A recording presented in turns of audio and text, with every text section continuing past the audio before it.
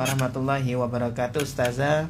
Waalaikumsalam warahmatullahi wabarakatuh. Alhamdulillah, sehat walafiat hari ini Ustazah Anji. Alhamdulillahirrahmanirrahim. Masih sehat semuanya. Semoga terus Live Victor juga dalam keadaan sehat walafiat beserta seluruh keluarga.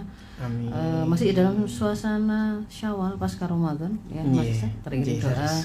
Taqabbalallahu minna wa minkum siyamana wa siyamakum kullu amin wa antum bikhair. Ja'alanallahu minal a'idin wal faizin. Semoga Allah pertemukan kita kembali insyaallah dengan Amin. Ramadan di tahun depan dalam keadaan dan ketaatan yang lebih baik ya. Amin. Amin. Semua. Amin. Masya Allah Anji. Baik, di pagi hari ini yang penuh barokah ini Ustazah, kira-kira kita akan membahas tentang apa nih topiknya ini Ustazah Iya. Anji? Ada kaitannya dengan silaturahim, ada kaitannya dengan bagaimana sebagai orang tua itu memberikan perlakuan kepada anak-anaknya. Jadi terinspirasinya itu Mas Ishak pada waktu hari raya itu ya, saya melihat ada postingan yang cukup viral pada waktu itu Mas Ishak ya. Ada video di mana ada di video itu digambarkan dua orang bersaudara kandung, kakak adik laki perempuan yang di video disuruh untuk saling memeluk dan saling bermaaf-maafan gitu loh. Bermaaf-maafan di situ oleh ibunya. Nah, kenapa? Di situ ada keterangannya. Jadi dua bersaudara ini tuh sudah tidak bicara kalau nggak 5 tahun 10 tahun gitu loh Mas Ishak. Saya lupa ya berapa ininya. Jadi pokoknya sudah bertahun-tahun ya. Dua bersaudara kandung ini tuh tidak berbicara, bahkan tidak nggak pernah ngomong, nggak pernah terlihat ngomong satu sama lain. Apalagi kemudian kalau misalnya hari raya itu saling bermaaf-maafan itu mereka enggak mau, ya enggak ada salaman, enggak ada begitu. Nah di situ tuh disyutingkan di situ tuh disuruh ibunya, ayo bilang minta maaf atau kemudian satunya memaafkan, pokoknya. Nah, tapi ada kalimat juga yang menurut saya juga cukup bermakna untuk kita perhatikan gitu ya. Ada kalimat dari sang ibunya itu gini, ibu itu saya nggak tahu persisnya, lupa ya saya. Pokoknya intinya adalah malu kalau sampai dianggap orang itu nggak bisa mendidik anak gitu. Sampai seperti itu ya gitu kok. Masya Allah. Kalau seperti nggak bisa mendidik anak itu gimana tuh? Maksud anaknya kok sampai satu rumah bertahun-tahun sudah sama-sama dewasa, sudah sama mukallaf itu. Satunya kalau nggak salah usia menjelang kuliah atau SMA akhir, terus satunya itu ya SMP akhir atau SMA gitu loh. Jadi memang sudah sama-sama mukallaf, itu sudah bukan anak-anak. Artinya kalau kemudian mundur ke belakang, misalkan itu 5 atau 10 tahun ke belakang, itu artinya mereka ada pada masa di mana mereka masih anak-anak yang belum mukallaf. Nah, jadi kalau misalkan kemudian di situ ada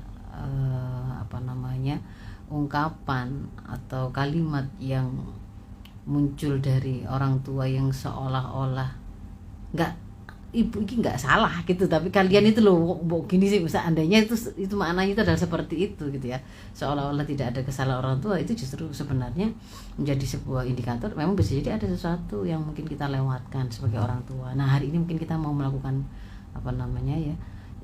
mengambil pelajaran dan juga mungkin kita melakukan kontemplasi, perenungan. Kok bisa ya sampai ada bersaudara kandung kok kemudian satu rumah. Juga kadang-kadang kalau pergi kemana-mana mungkin ada fotonya Mas Ishak, misalkan foto gitu ya. Jadi kan tahu di situ berfoto itu, tapi nggak mau jejer, satunya di ujung sana, satunya di ujung sini, misalkan dengan keluarga yang lain gitu loh ya. Ada mereka sama-sama ada in frame, di dalam frame yang sama, tapi satunya di ujung sana, satunya di ujung sini. Tidak tegur sapa ya. Tidak tegur sapa. Satu rumah enggak pernah terlihat berbicara, enggak pernah gitu. Apalagi kemudian terus guyon-guyon atau enggak ada gitu. Nah, sebenarnya kasus-kasus yang lebih ekstrim dari ini Mas Ishak ya. Bersaudara kandung lalu bermusuhan, ada atau enggak? Yang lebih ekstrim dari kayak begini? Banyak ya. Yang urusannya itu nanti dengan ketika bahkan sudah beranak pinak mereka mungkin ya. Maksudnya beranak pinak sudah berkeluarga masing-masing gitu ya. Itu kemudian ternyata malah saling berkasus sampai menggugat di pengadilan. Mungkin ada yang sampai kemudian berniat saling menyakiti atau bahkan melakukan kriminalitas kayak saling membunuh atau mencelakakan, kan sampai ada yang begitu. Karena rebutan warisan kah, karena kemudian merebutkan kepemilikan tertentu kah, ya ada konflik yang tertentu. Nah itu adalah fenomena yang mungkin saja terjadi gitu ya. Dan memang faktanya hari ini kita melihat itu juga terjadi pada di tengah-tengah masyarakat kita, bahkan meskipun mereka muslim begitu. Nah, gimana yang seperti ini seperti apa? Adakah cara untuk kemudian kita mencegahnya begitu ya, supaya tidak terjadi situasi persaudaraan yang seperti itu, dan agar kemudian bersaudara kandung itu yang memang penuh dengan kasih sayang gitu ya. Nah, seperti apa? Yang pertama memang tentu saja Mas Ishak, itu kuncinya itu adalah ada pada orang tua. Nomor pertama orang tua ada pada orang tua. Kita belum bicara ini memang anak saya tipenya ini introvert, satunya ekstrovert, satunya kecenderungannya begini, satunya kecenderungannya begitu, yang bertolak belakang, lalu sehingga mereka nggak cocok. Enggak, sebelum bicara itu ya, sebenarnya semua anak kan, kalau Rasul memberikan kabar kan ya, semua anak terlahir dalam keadaan fitrah itu, bahwa sebenarnya semua anak itu punya kecenderungan untuk beriman kepada Allah dan kemudian mentaati kepada apa yang menjadi tuntunan dari Allah. Sebenarnya fitrahnya seperti itu. Artinya mengajarkan anak untuk benar dengan ke arah yang salah itu sebenarnya lebih susah yang salah sebenarnya. Karena fitrahnya itu sebenarnya adalah justru malah menerima keimanan dan kebenaran. Ya, itu anunya apa yang disampaikan oleh Rasul ya. Dan kemudian disampaikan bahwa kedua orang tuanya lah kan yang kemudian akan menjadi orang pertama atau pihak pertama yang memberikan goresan. Nanti anak itu akhirnya dari fitrah lurusnya yang mestinya itu beriman pada Allah itu akan berubah jadi Yahudikah, Nasranikah, Majusikah. Itu kan dikatakan di situ adalah fa'abawahu, kayak kedua orang tuanya. Peran kedua orang tuanya. Maka memang di situ ada sebuah tanggung jawab besar yang memang diemban oleh para orang tua, sehingga memang mendidik anak, menyiapkan anak, membersamai sampai kemudian saatnya dia mulai dihitung sendiri amalnya, pilihan-pilihan sikap dan sifat yang kemudian dia ambil karena dia sudah mukallaf. Itu memang sebelumnya itu memang ada pada tanggung jawab orang tua untuk menyiapkan ya. Kalau nanti sudah mukallaf baru kan anak itu memang ada perhitungannya sendiri, tetapi sebelum mereka mukallaf itu ada perhitungan yang itu akan dilakukan oleh Allah kepada amal kita sebagai orang tua, orang-orang dewasa yang membesarkan atau menjadi wali mereka gitu ya. Nah, dalam hal ini sebenarnya kalau anak tidak hanya bersaudara ya dengan siapapun, kita itu kemudian sesekali berkonflik, sesekali ada masalah, itu sesuatu yang wajar, sesuatu yang alami. Karena manusia itu masing-masing itu memang diberi oleh Allah kan ada bekal ya, dia punya hawa nafsu ya, dia punya naluri untuk mempertahankan diri, warisatul baqa misalkan, yang salah satu penampakannya misalkan dia ingin memiliki sesuatu, dia ingin eksis, dia ingin dianggap, dia ingin lebih dihargai, dihormati. Dia juga punya warizatun nau ya, yang salah satu penampakannya adalah dia itu ingin menyayangi dan ingin merasa disayangi, ingin merasa berharga begitu kan ya, ingin mendapatkan perlakuan istimewa gitu ya, dan seterusnya. Itu memang bisa manusiawi dan bisa jadi satu sama lain. Itu ketika kemudian hendak memenuhi kebutuhan tersebut, juga kan ada kebutuhan jasmani juga ya, seperti butuh makan, minum, istirahat dan seterusnya. Ada juga kebutuhan privacy. Nanti kan ini kamarku kok dimasuki adikku, ini mainanku kok disuruh minjemin terus ke adikku, begitu kan. Itu kan contoh realnya nanti di lapang. Jadi yang bagaimana ketika kemudian melakukan pemenuhan terhadap kebutuhan-kebutuhan tersebut, sangat wajar kalau kemudian terjadi di situ konflik ya. Ada perlu manajemen konflik di situ. Ada unsur bagaimana orang tua kemudian awal memperkenalkan naluri-naluri tersebut dan bagaimana cara pemenuhan dengan benar, lalu membiasakannya dalam keseharian sampai akhirnya mereka itu ngerti, oh ini ada rambu-rambunya, ada aturannya misalnya begitu ya, yang harus kemudian mereka taati bersama ketika sebagai sebuah keluarga. Itu kan memang prosesnya sangat dinamis gitu loh Mas Isan.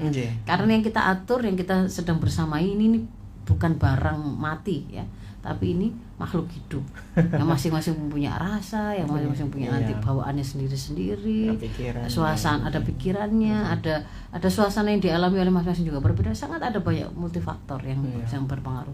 Jadi itu kita memahaminya wajar gitu ya. Tetapi kita sebagai seorang yang beriman bahwa ada Allah Al-Khaliq kita, yang dia itu mau mengetahui bagaimana yang terbaik untuk kita semua sebagai ciptaannya, kita juga meyakini bahwa kalau kita nurut, kita taat kepada apa yang dituntunkan oleh Allah sebagai pencipta alam semesta, dunia, termasuk kita dan kehidupan ini, termasuk anak-anak kita, insya Allah konflik-konflik itu nanti akan bisa diselesaikan dengan cara terbaik, kan gitu kan ya. Kita yakin di situ. Yang kedua. Nah, maka berikutnya kan akan membawa kita itu, berarti kalau kemudian kita ingin agar mengajari anak membersamai tumbuh kembang anak ini nggak salah sasak, nggak salah arah, nggak nyasar, maka berarti kan kita harus mengilmui gitu. Memang jadi orang tua itu memang butuh ilmu. Harus mengilmui, dan mengilmuinya itu akhirnya memang bisa dari mana-mana kita belajarnya itu. Nggak harus kemudian melalui dari guru yang di dalam ruang-ruang kelas gitu. Ada kalanya kita belajar kesabaran bagaimana orang tua dengan anaknya itu dari orang tua yang lain gitu kan ya. Kadang-kadang kita juga belajar tentang bagaimana lebih berhati-hati dengan ucapan kita kepada anak, atau ketika kemudian kita belajar tentang ketidakadilan orang tua kepada anak, mungkin dari kita melihat kisahnya orang lain gitu ya. Nah, selama Ramadan dan Id ini juga di sosmed itu kan juga ada banyak sekali Mas Ishak yang berbagi kisah-kisah ketika mudik gitu ya.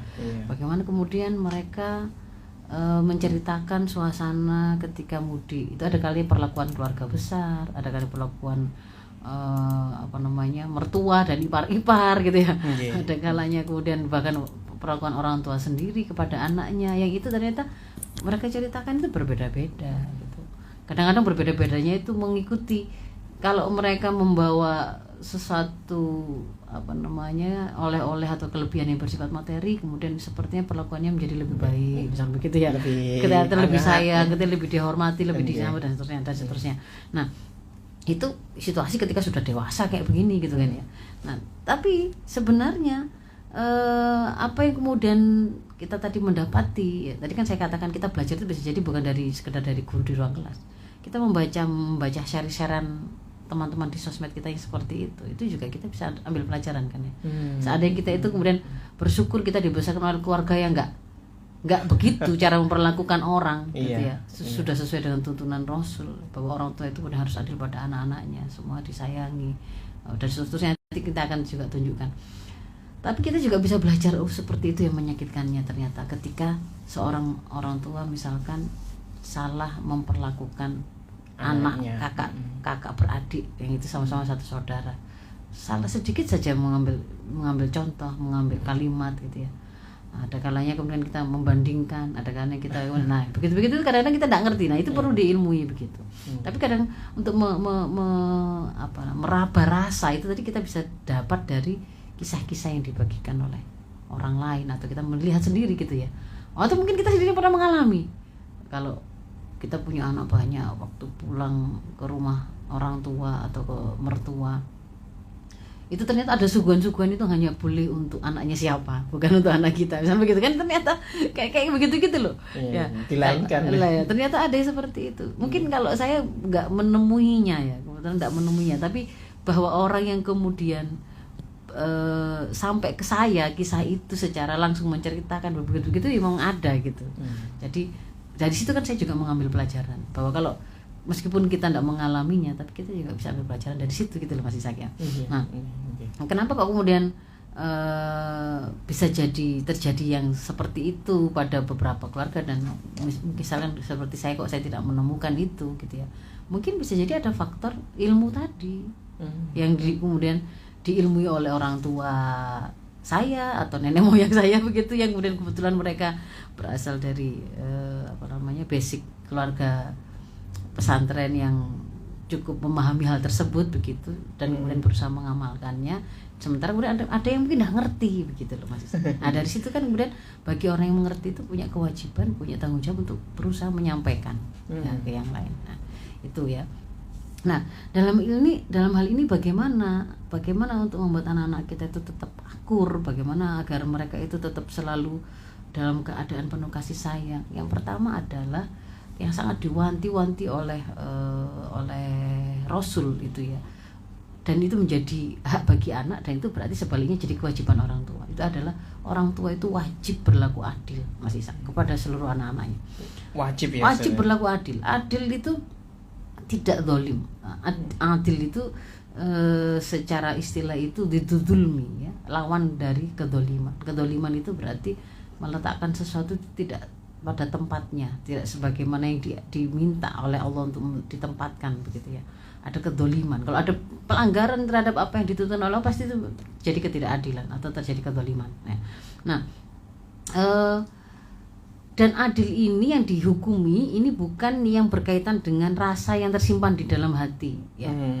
Kalau yang berkaitan dengan rasa di dalam hati yang itu tidak ditampakkan secara zahir, itu sesuatu yang di luar kemampuan manusia untuk kemudian mengendalikan sama persis kadarnya. Misalkan ada kecenderungan orang tua itu kepada dia merasa anak ini kayaknya lebih gati ya, bahasa bakti gati, bahasa Indonesianya apa ya, gati, perhatian ya.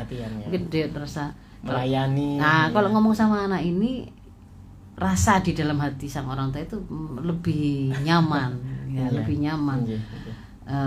Kalau dengan anak yang itu rasanya itu memang kok kayak mental terus, tapi zahirnya orang tua tidak menampakkan kecenderungan pada salah satu anak. Nah, tetap adil ya. Tetap adil seperti itu. Karena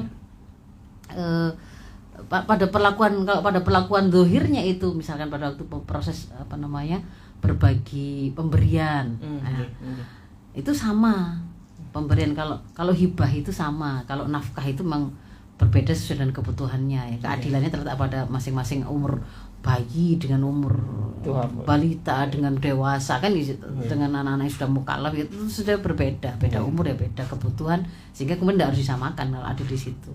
Tapi kalau misalkan pemberian, misalkan ya, ini bukan masalah waris gitu, misalkan dia mau, orang tua itu punya kekayaan yang membuat dia bisa kemudian memberi hibah kepada anak-anaknya, maka kalau kemudian ada satu yang diberi, harusnya kemudian yang lain juga diberi juga. Dan tidak boleh kemudian yang ini diberi terus, hadiah, dimudahkan terus, dibantu terus. Sementara yang satu atas nama mendidik disuruh struggle terus, gak usah berharap pada orang tua, gak usah berharap pada ibu kuliah misalnya gitu. Yang ini dikuliahkan, yang ini gak dikuliahkan. Tapi sebenarnya sama-sama ada rezekinya gitu, tetapi memang perlakuan itu terlihat berbeda begitu. Misalkan ya, nah, kayak begitu itu berarti tidak boleh.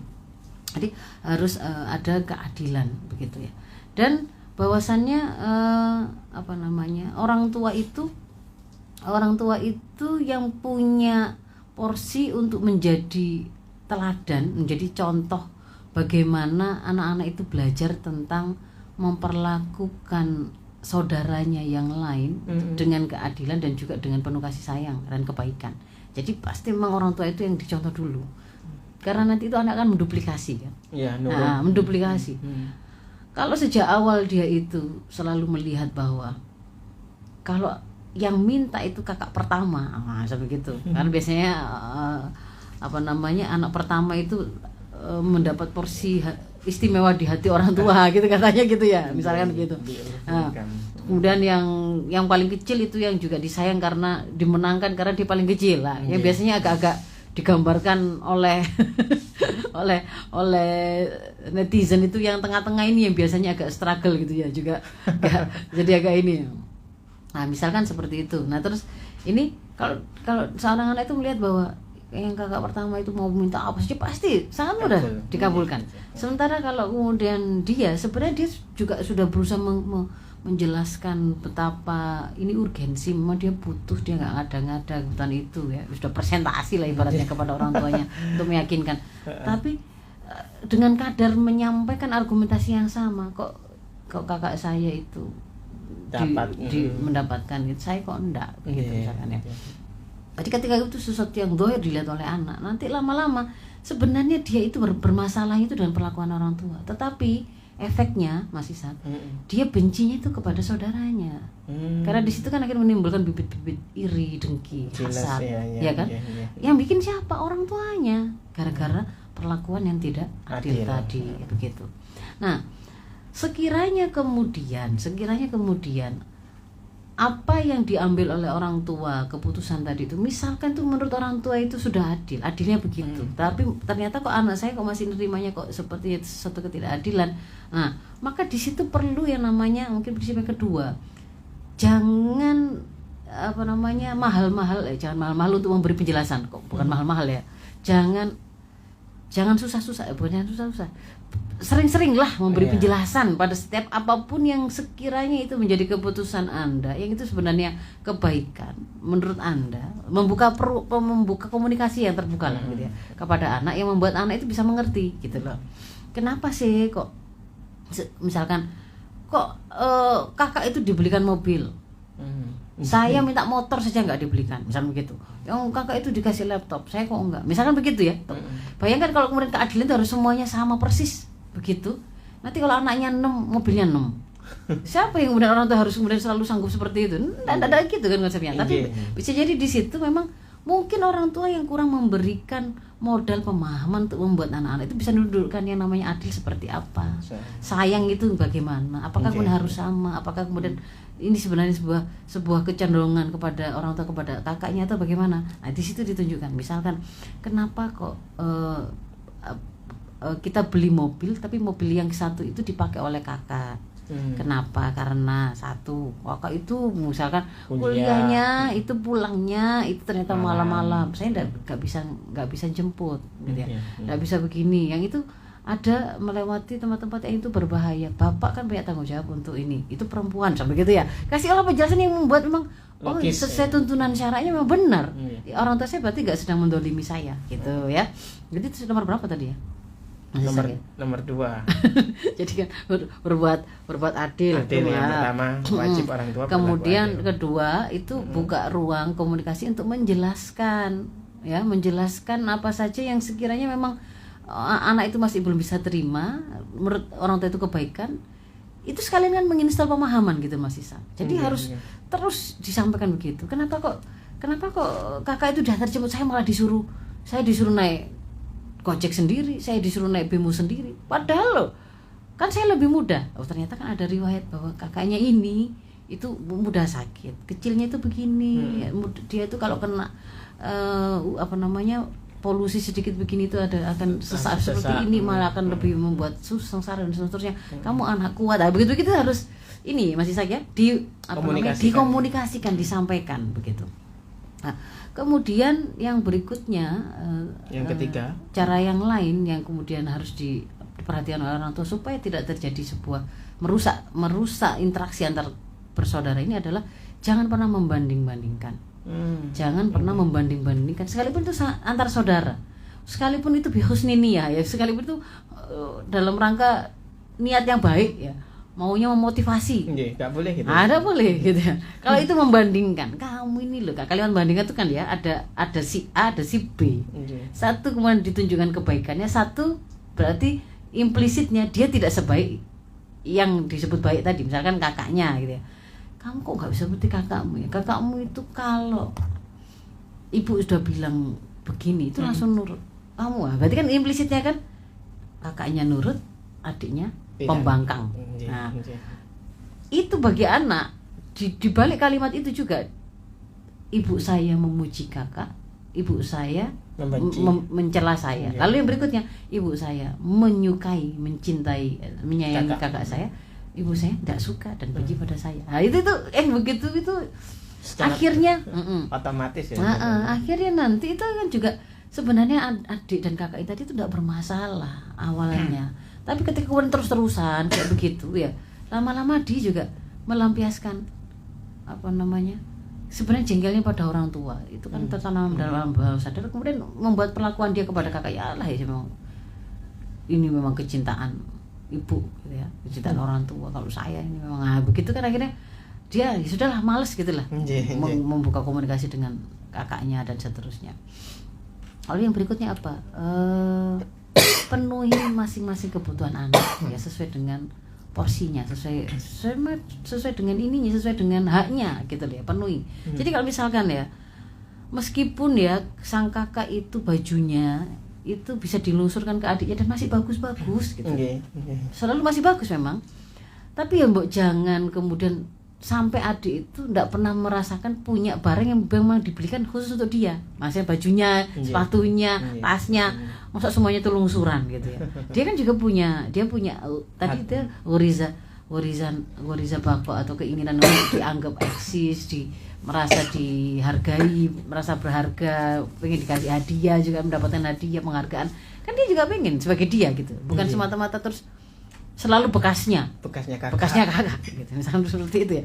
Ya itu juga sesuatu yang kemudian harus diperhatikan. Meskipun seandainya pun kemudian itu ada lungsuran yang bagus, ya tetap saja dengan harus ada sebuah penyampaian orang tua yang kemudian menunjukkan ini baju ini masya Allah gitu ya. Jadi tunjukkan bahwa kenapa kok masih diberikan itu, meskipun itu tinggalan dari kakaknya, lungsuran dari kakaknya, tetapi ini cukup bagus, harus tetap disyukuri. Itu ada disampaikan, tetapi pada saat-saat tertentu kita juga tetap memberikan.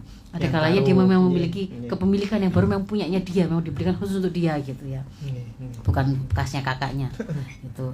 Kemudian yang berikutnya juga di antara contoh memenuhi atau menjadi kebutuhan anak, hak anak sesuai dengan memang haknya mereka, itu adalah jangan ketika kemudian terjadi konflik itu jangan memihak salah satu.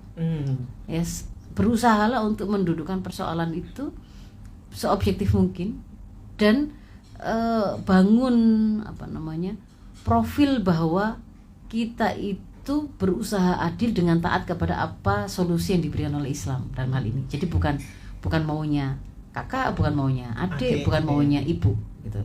Tapi sama-sama kalau ada masalah, kita kan diajari kan, kalau kita mukmin, kalau di An-Nisa 65 itu loh ya, kita ngaku mukmin, maka kita harus kembali bertanya kepada bagaimana Islam memberikan tuntunan. Dan ketika kemudian sudah ada jawabannya, oh harus begini penyelesaiannya, maka kita samina wa ata'na kan gitu kan ya. Tidak ada keberatan sedikit pun. Nah, itu dalam keseharian tuh kita ajarkan sebenarnya, begitu loh. Termasuk misalkan adik itu memakai mainan atau barang kakaknya, nggak boleh kemudian serta-merta gitu saja loh, kamu mau dipinjemin saja selalu kamu kan yang besar, kamu kan besar ngalah gitu. Itu nggak boleh seperti itu, karena masing-masing kan sebenarnya punya hak. Dan ketika kemudian sang kakak itu punya barang itu miliknya dia, maka sebenarnya dia punya hak kepemilikan untuk apakah dia mau memainkannya, dia mau meminjamkannya, dia mau memberikannya, itu dia punya hak, nggak boleh diabaikan itu. Nah, sang adik itu juga punya kewajiban, kalau dia mau pinjam barang orang lain siapapun itu di rumah ini, kan dia harus ada itu minta izin, minta keridhaan kan begitu. Nah, yang kayak gitu tuh ditegakkan keadilan itu dengan sekalian menginstal pemahaman untuk semua bahwa yang kita lakukan itu adalah sesuai dengan apa yang dituntunkan oleh Allah begitu. Nah, sambil kemudian kita juga kalau kita gabungkan dengan bahasan pendekatan psikologi atau parenting ya, itu kita bisa dapatkan penjelasan pada waktu misalnya ada persoalan begitu ya, kan masing-masing itu kemudian versinya sendiri-sendiri, perlu dilakukan validasi perasaan mereka. Misalkan karena kakaknya kecewewan, kenapa kok dia itu sampai memukul adiknya atau menarik dengan kasar barang mainannya tadi, kan akhirnya adiknya terluka kan. Mungkin ditanya dulu versi adiknya, sampai tanganku itu lu sakit soalnya kakak tadi itu memukul, merebut gitu, misalnya begitu ya. Oh, jadi adik nangis ini karena sedih, karena tangannya sakit, karena kok kakak berbuat kasar pada adik gitu. Itu jadi dijelaskan, divalidasi memang, oh iya ada perasaan seperti itu. Tapi kemudian kan juga si kakak juga harus dikasih kesempatan yang sama. Loh, saya melakukan itu ya karena jengkel, masa adik itu berkali-kali kalau dia itu tiba-tiba mengambil barang sudah tak tata rapi, sudah begini-begini, sudah tak kasih tahu, kalau mau pinjam bilang dulu, dia langsung saja, misalnya begitu ya. Jadi ya seperti itu menjadi seni dari orang tua ketika melakukan pengasuhan dan pendidikan anak ya. Maka di situ butuh sebuah kesabaran, pasti butuh kesabaran, terutama kalau usia dini ya, karena anak itu sebelum nanti dia itu punya perilakunya itu diambil oleh pemahamannya, ya mereka seringkali masih dikendalikan oleh naluri atau perasaannya. Nah, disitulah kemudian bagaimana orang tua itu harus sabar, gak katut emosi ya, kemudian denger anak nangis itu sudah langsung duluan supaya berhenti semuanya, dia lebih tinggi dari semua suara yang ada, misalnya begitu ya. Ya. Lah itu malah nggak dapat apa-apa adik dan kakak tadi, sehingga akhirnya kan konflik itu juga nggak terbantu diselesaikan, ataupun mereka nggak tertransfer skill untuk menyelesaikan masalah kalau misalkan mereka berkonflik di lain kesempatan. Baik, Ustazah, kita lanjutkan kembali. Silakan Ustazah, ya. Silakan. Tadi kan sudah kita ajari bahwa orang tua harus bisa menjadi teladan juga, termasuk mengajarkan bagaimana kepada anak-anak mereka ketika mereka berkonflik dan bagaimana kemudian menyelesaikan konflik tersebut ya. Dengan berusaha tunduk kepada tuntunan Islam, dicontohkan di situ bagaimana perasaan itu kemudian berusaha ditundukkan. Tetapi tekniknya itu juga membutuhkan sebuah skill yang harus dipelajari oleh orang tua, termasuk contohnya tadi itu bagaimana berkomunikasi dengan memvalidasi perasaan di dua belah pihak sehingga kemudian tidak terasa oleh masing-masing itu, yang satu didengerin, satunya enggak gitu. Nah itu kan sesuatu yang juga membutuhkan skill gitu, yang itu memang orang tua harus membiasakan melakukan seperti itu. Bagaimana memilih diksi kalimat itu nanti nggak terasa membela salah satu dan menyerang salah satu. Nah itu juga keterampilan berbahasa, kecerdasan berbahasa yang juga harus dilatih oleh orang tua. Bisa jadi kemudian kita pernah sedikit keliru gitu kadang-kadang ya. Satu saat kan kita belajar dari kekeliruan itu, nggak masalah ya. Yang berikutnya adalah selalu pupuk, selalu install, selalu tumbuh suburkan begitu ya. Kenapa mereka itu harus saling sayang menyayangi, supaya itu tuh menjadi sesuatu yang tumbuh subur sebagai buah ya, buah yang kita petik. Ingat itu rasa sayang kepada saudara, hormat yang muda kepada yang tua menyayangi kepada yang muda, itu sebenarnya itu kan buah ya, sikap yang atau sifat yang berupa buah dari kepribadian Islam anak kita. Maka kalau pengen awet buah itu ada, ya berarti tanam pohon kepribadian Islamnya kan gitu kan ya, supaya anak itu menyayangi bukan karena orang tua yang menyuruh, bukan karena ada maunya gitu loh.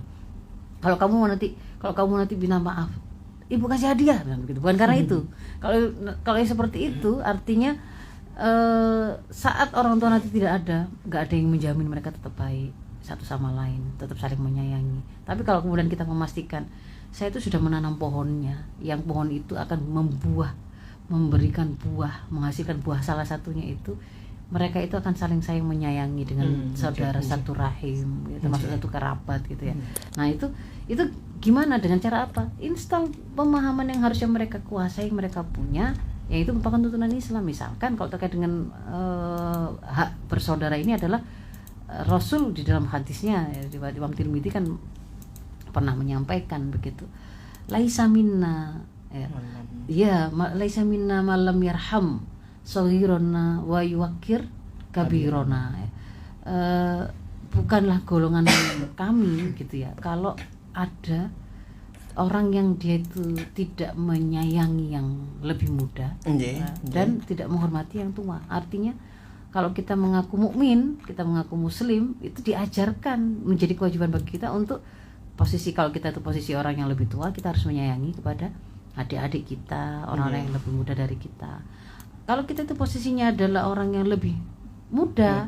Kita itu harus menghormati mereka-mereka yang lebih tua, termasuk kakak-kakak kita. Nah, ini selain diinstalkan pemahamannya, itu kemudian waktu sehari-hari berjalan gitu ya. Misalkan kita sekali pernah mendengar adik itu kemudian ngomong dengan kakaknya itu dengan sangat kasar, misalnya begitu. Nah, kita kemudian bisa menyampaikan, Dek, bicara sama siapa? Sama kadang-kadang anak-anak kita saja loh ya. Kadang-kadang itu mungkin terbawa ngomong-ngomong sama temannya gitu, ketika ngomong sama ibunya itu terus kebawa kasar gitu ya, keras gitu.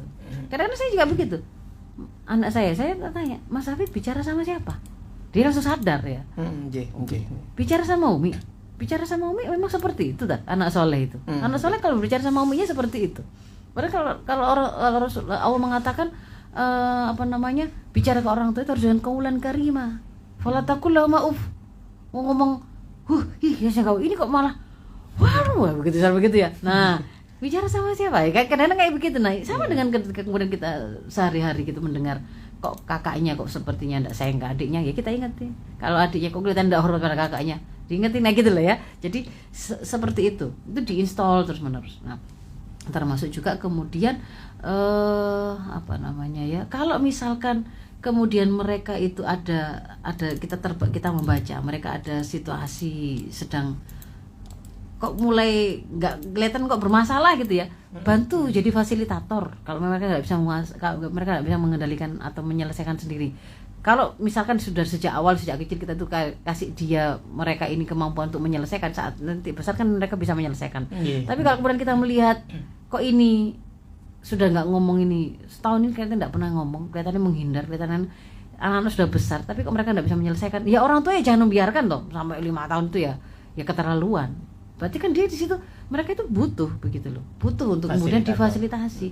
Ya orang tua bantu di situ begitu ya. Mungkin ada kalanya itu memang mereka nggak bisa memulai pembicaraan itu karena sikap orang tua sebelumnya yang ketika membesarkan pada waktu adik mau nerangkan atau kakaknya memberi penjelasan, sudahlah begitu. Jadi akhirnya mereka juga males gitu membuka.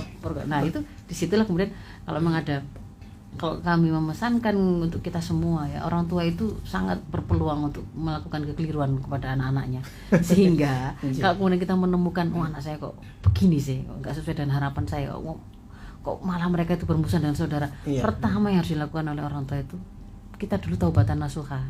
Pasti ada lah salah-salah kita itu. Jadi jangan kemudian merasa maksud ibu nggak ngajari, maksud ibu dianggap dikira orang nggak bisa mendidik anak-anaknya. Loh, jangan sibuk sama pandangan orang dulu gitu ya. Mungkin bisa jadi memang ada kesalahan yang kita lakukan, taubati dulu saja. Kontemplasi diri. Iya, kontemplasi dulu, taubatan nasuha, kita minta ampun kepada Allah. Kita kalau memang dulu memang pernah ada satu kekeliruan, berarti kita hentikan, nggak kita ulangi, kita sesali. Kalau ada hak Adam anak-anak kita yang mungkin dulu pernah terampas karena kesalahan kita minta ridho mereka kan. Itu nanti akan jadi jalan kebaikan daripada terus nganggep anak-anakku ini gitu, kamu itu gimana sih udah besar kok. Selain begitu tuh ada kalimat minta maaf dulu lah sebelum harapan kepada anak-anak kita, sampaikan dulu, siap ibu minta maaf seandainya mungkin dulu ada salah ini begini gitu ya, baru kemudian sekarang coba dengan saudara sendiri dimaafkan. Nah baru gitu loh. Jadi jangan hanya menuntut tapi kita lupa ada hak anak yang juga ternyata dulu pernah kita abaikan dan itu mencetak mereka gitu. Mungkin itu masih sakit. Masih ada kesempatan enggak? Ada kesempatan untuk pertanyaan mungkin Ustazah? Ya, silakan. Ya, dari Pak Didi di Medayeng ini ya. Assalamualaikum warahmatullahi wabarakatuh. Ustazah mau tanya, apakah membentak anak dapat membuat anak berkurang kecerdasannya? Ya. Itu soalnya gara-gara ada banyak meme gitu loh. Meme gambar-gambar yang langsung ada keterangan singkatnya, membentak langsung membuat sel-sel otak, sel-sel saraf anak itu menjadi rusak mati. Ya, itu sesuatu yang terlalu mensimplifikasi sebenarnya ya, menyederhanakan. Nggak langsung kayak begitu. Tetapi ketika pola asuh itu anak itu bolak-balik dibentai gitu ya. Padahal dia itu belum, terutama ya pada anak-anak yang memang dia belum pokok kemampuan berpikirnya. Ya. Memang dia itu nggak ngerti itu salah. Anak kecil umur 3 tahun keluar dari kamar mandi langsung lari ke preset tibo gitu ya. Itu bukan karena dia itu nakal. Nggak ada konsep nakal di situ tuh. Dia itu nggak ngerti gitu loh, bahwa dia itu harus aware dengan apa yang dia lakukan, dengan lingkungannya, kaki basah dengan tidak basah, lantai basah dan tidak basah, itu ada implikasinya. Itu kan belum pokok pemahamannya itu, belum masuk ke sana begitu loh. Nah dia kemudian mengalami seperti itu, nah dia ada kesempatan untuk belajar gitu ya. Jadi kalau anak itu belum memiliki kemampuan berpikir dan memahami secara sempurna, hak mereka dibantu untuk paham.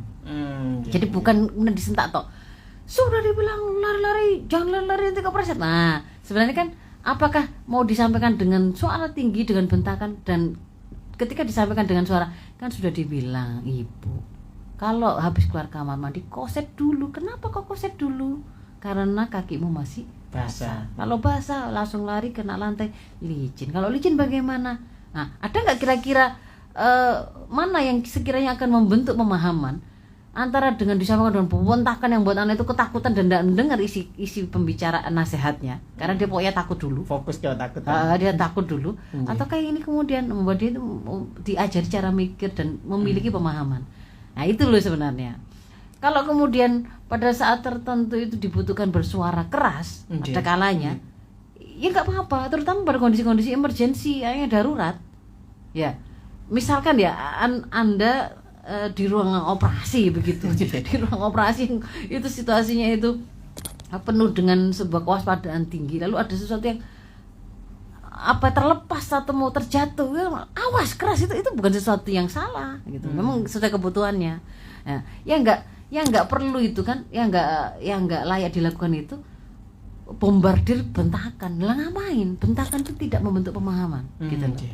Bentakan itu tidak membentuk pemahaman. Pemahaman itu terbentuk karena terkoneksinya antara realita yang diindra oleh anak dengan pemahaman dan informasi yang diberikan. Kalau itu klik nyambung, dia paham. Jadi misalkan kepreset satu jatuh kan, dia sakit, nangis ya. Dia mengindra lantai licin, mengindra rasa sakit karena terjatuh, benjolnya kepala, misalnya begitu. Lalu dikasih informasi. Makanya kalau kaki basah ketemu sama lantai jadi licin, bisa kepleset. Nyambung, paham. Di situ dikatakan dia paham. Ini nggak diulangi lagi. Iya. Tapi kalau nggak terkoneksi antara fakta yang diindra itu termasuk yang dirasakan ya, ataupun dilihat ataupun didengar ya, dengan informasi yang diberikan, ya tidak akan paham.